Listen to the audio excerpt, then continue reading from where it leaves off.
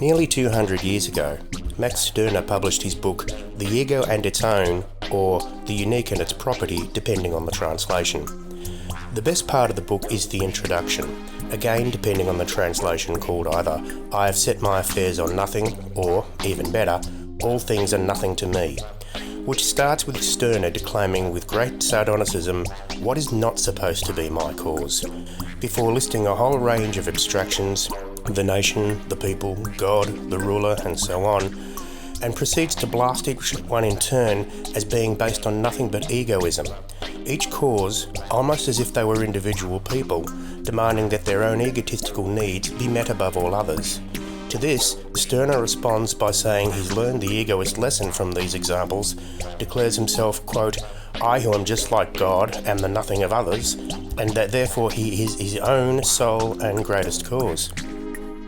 The insight here is not so much Stirner's conclusion, that is, upholding oneself as the greatest and only cause, but the criticism, that there are causes galore, all demanding our allegiance. But the satisfaction for those who do align is to take on the cause as personal identity and so, among other things, portray themselves to the world as the ultimate arbiter of morality. These caring extremists are themselves egoists, but they express their egoism through a forecompassion for others, which they hold up as socially ultimate and thus flatter themselves in public, constantly. The privilege of being the most morally pure individual in the village can now be brought by anyone. Such people are well portrayed in Camus' The Fall, his last work of fiction. The book is a monologue from the character Jean-Baptiste Clarence, a man who addresses the reader as a personal confidant. Clarence informs us that he was once a lawyer in Paris who specialised in defending the poor. He prided himself in his selflessness, would do anything for anyone, and achieved a certain renown for it. But one night he encounters, on a bridge, a woman who jumps into the river in an apparent suicide.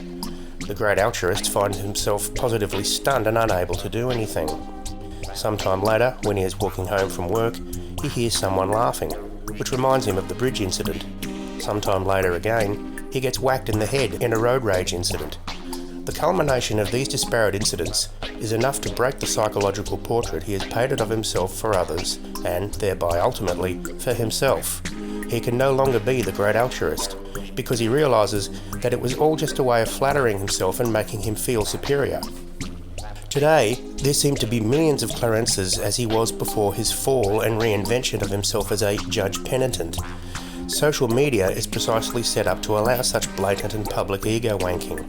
Such egoism adapts, giving the impression of moving away from previous virtue signalling while adopting just newer, different ways of signalling virtue. The language adapts, the causes come and go, often it's just a matter of what's fashionable. But the Clarences of the world continue on their own true cause, the gratification of their own egos through appearing virtuous, righteous, and just basically better than the rest of us. Thus, egoism is expressed in one of the lowest way possible, as altruism. If we go back to Stirner's diagnosis, it could be said that we can, from that, recognise how many causes, as they are presented to us online, are merely spooks, to use Stirner's phrasing. Not the actual issues behind the causes themselves, whatever they might be, but the causes as they are presented to us. For example, the individual who constantly posts about a war happening beyond their own country as if they, themselves, have some kind of impact on that war just by posting about it. There's no denying that the war is real and that it's a terrible calamity for those affected by it, and that can engender strong emotions in anyone spectating it. But the awful truth is that wars are often, for those not affected by it, merely a spectacle just as any sporting event is. The events and the emotions that come from them are real enough, but our agency in affecting them is naught. Post about it, protest about it, talk and argue about it all you want. The bombs will keep dropping, and the bastards giving the orders to drop the bombs don't care whether you exist or not, let alone what your opinion on their massacres are. To reject the given cause is to reject the spook of agency and self-importance, the egoism of asserting the cause so that it be recognised and adopted as one's own. But when you recognise our lack of agency and helplessness in the world, you recognise the spook of causes, and recognise the bullshit of pretending to be so important that one's own expressed opinions actually mean something in a world for us that never gave a shit about us and what we think and what we want.